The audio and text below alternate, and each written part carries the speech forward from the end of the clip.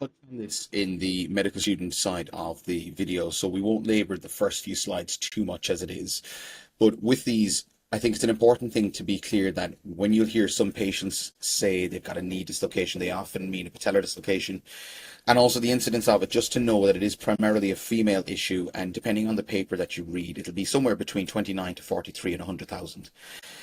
The etiology of it as well is not to forget that there are some habitual dislocators who like doing it with their shoulders, their kneecaps, and various other smaller joints of the body as well. More so in the hands really, but the kneecap is generally inherently unstable, despite your own normal anatomy. So just to be aware that a lot of this can happen, and be aware that there is a habitual element to some of this as well. So with regards to the signs as well, the evident deformity can look like there's a medial dislocation, but actually what this is that the patella itself has jumped the lateral condyle, and you end up with a prominence on the medial side. So the medial femoral condyle is prominent. So therefore you'll often get it from the emergency department or from the community referring, we think we have a medial dislocation of the patella. And it's something I've never seen, and I've spoken to my bosses about this previously, and they have also told me that they've never seen it either. So it's an interesting concept that you'll see around. The symptoms, you have to talk about the recurrence, the apprehension, and the instability, and when it's unstable. So the symptoms are what you get from the history, the signs are what you get from your examination, as you know, but just make sure you know the types of typical symptoms that you're expecting them to say, and if they don't say them, you then need to try to get that out of them as well. The investigations will always be firstly of the look, feel, move. The clinical exam is vital, and including the Baton score in it is vital as well.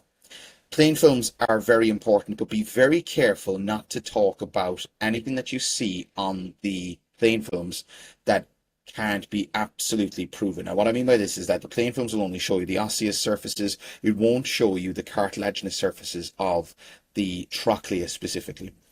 Rotational profile is also a vital thing, and remember that when you're asking for this, you offer up the information to the examiner. You say, I would ask for a rotational profile from the center of rotation of the femoral head to the center of the talar dome, and then you're covering your whole length of your limb without them having to draw out information out of you. You want to offer up this information and give it to them so that they don't have to keep plying you for more information. The more questions they ask, the less control you have. The MRI side of things then doesn't have to be the full length, and we get this for two reasons. I like getting them because it shows me the trochlea, but also it shows me the length of the tendons exactly. I'm not measuring roughly from areas from the previous descriptions. I know exactly where that tendon is and where it's sitting. The treatment, exhausting, non-operative, making sure that you're not missing somebody who is a habitual dislocator, so therefore no matter what you do, they're at a high risk of recurrence. The soft tissue stabilization on its own is something that's often tried at the early stages, provided that you have ruled out any deformity, rotational malalignment, coronal or sagittal malalignment following trauma or congenitally, and also that there's no malrotation. The prognosis then depends on why you're doing it. If it's habitual and they have soft tissue, connective tissue disease, you are automatically on track for a poorer prognosis. The non-operative side of stuff should be exhausted unless you have OA. So we've had a few patients who have had osteoarthritis of their patellofemoral joint and they're quite young. You can't just leave these patients. You really have to look into what's going on with this. The other side then is the osteotomy and the realignment, and possibly with reconstruction of the soft tissue constraints as well. But you have to pick your patients. From the history then, and this is what I mean about the assessment of all this, you have to be clear on your history and knowing what they've presented with. So the first event has to be very detailed. Age when it happens, other dislocations, family history and personal genetics. Was it traumatic? Was it sports related? Was it typical or atypical? Did it just pop out when they were getting out of a park bench, which I've heard from some patients? Or was it that they were running, they felt a valgus force with rotation, and they had a patellar dislocation and a soft tissue medial sided injury as well, like an MCL, MPFL, or an ACL even. Coping mechanisms and interventions. Have they really tried with physiotherapy and asked them about the regime? Ask them, what is your physiotherapist doing with you? And if they can't give you a detailed answer as to the protocol, it probably means that they haven't really engaged in it, or they haven't seen a physiotherapist who knows what they're doing. So there are two sides to it. So the patient isn't always at fault, but I generally don't trust people when they say they've tried the non-operative stuff unless they've gone to somebody I know and that I know that that person can take them through that process properly. Examination, you start at the simple stuff: muscle bulk, coronal alignment, gait, rotation, foot progression angle, and full extension. Do they have tight hamstrings? Do they have tight flexors? Can they get full extension in the swing phase? And also then, do they have any abnormality of their foot progression angle? Is there any patellar subluxation or translation when in extension and mid-flexion, and then in deep flexion, and compare it to the other side? Patellar tracking from extension to flexion with them in a seated position for the J sign, and then assessing with them prone on the table the rotational profile. Now, in the exams, you might struggle with this to get the time for it, but if you don't offer it up, they then can't give you the mark. So remember, you can offer stuff and they can then say, no, thank you very much, we can move on, and we won't actually cover that particular topic. So for these then, they may give you this type of picture of an axial slice of an MRI. So what you're looking at here is your trochlear line, your posterior condylar line, your tibial tuberosity point here, which will have scrolled down the screen, and then this distance is the distance between your tibial tuberosity and your trochlear groove, and that distance is what you need to know the figures of, and where the figures cut off, where they're too high, and also what the numbers are that are concerning are too low. With regards to this might be a more commonly provided x-ray, and this is a gimme x-ray.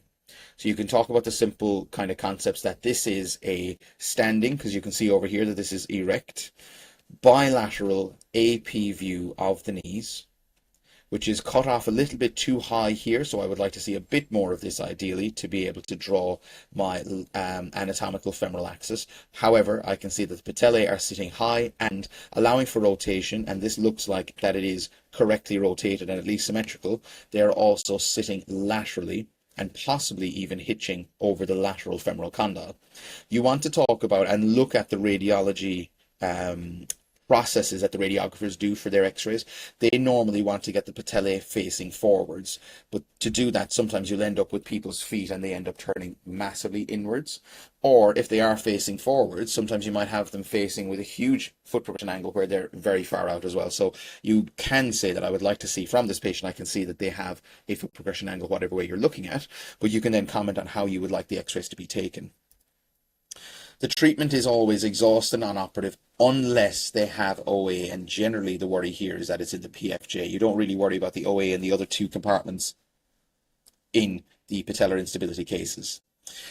The soft tissue side can be either a release, so if they're tight on the lateral side, you can consider an ITB band release with an arthroscopy, or you can consider a lateral retinacular release as well. These are controversial and it depends on who you're speaking to, so be careful who you mention this to and your awareness of it. You can say, I'm aware that it's a treatment option, however it remains controversial. Some surgeons will say they don't understand why you would lose the lateral constraints, and other surgeons say, well, it's over constrained, so therefore I'm loosening the constraint. So be aware that you can say, I am aware of certain treatment paradigms that we can follow. However, these are not universally accepted and they can be controversial in some settings. So you need to be clear on your own setup with that as well. The reconstruction then is, are you taking a graft for the MPFL? Are you doing an autograft or an allograft? And then are you considering this in conjunction with a bony intervention as well? So from these, the way that I think about these is that they're either rotational, they're coronal, or they're insertional. So you might be doing a derotational osteotomy if they've got malrotation. On the coronal view, you might be doing a HDO or a DFO, depending on whether they're varus or valgus, and if they're generally male or female. And then insertional is, are you dropping the tibial tuberosity further down, and are you moving it medially or laterally then, depending on how it is. Now, you'll generally move them medially, but you don't always have to medialize them. You might only want to distalize them. So this then brings you on to the bony procedures like we've just spoken about. Derotational osteotomy, rarely the solution in isolation because chances are the patella is probably sitting a bit high. Coronal female patients are typically valgus, so then you'll want to do a varising osteotomy of the distal femur, and generally with a lateral opening wedge. Now you can do a bit of reading around the pros and cons of lateral opening versus medial closing. Generally the issue is that you shorten it. Insertional then is correction of the patellar height based on the insal salvati or the Canton de Champ or the Blackburn-Peel ratios, and look these up, know them and understand them in between. And ultimately what you're talking about here is a correction of the TT-TG. This is your tibial tubercle osteotomy, and on this particular picture over here, you can see that they've one medialized it as well as distalized it. And generally you'll see that two screws or possibly three with a 1/3 tubular as well. But also look up here as well. They don't have them on this particular shot, but sometimes if you have little holes in the patella here, this will suggest to you that they've also done an MPFL reconstruction, and you'll also see a screw back here where it comes to for the insertion on the femoral side of the medial side. If you offer that up, then you need to know about your isometric point and how you would go about assessing this radiographically. The distal femoral osteotomy, then, this one shows that we've united completely, but this is actually a lateral. And if you move on further on soft tissue stuff, you've got the ITB release, like we said, the MPFL reconstruction, or a combination of the above with a bony procedure as well.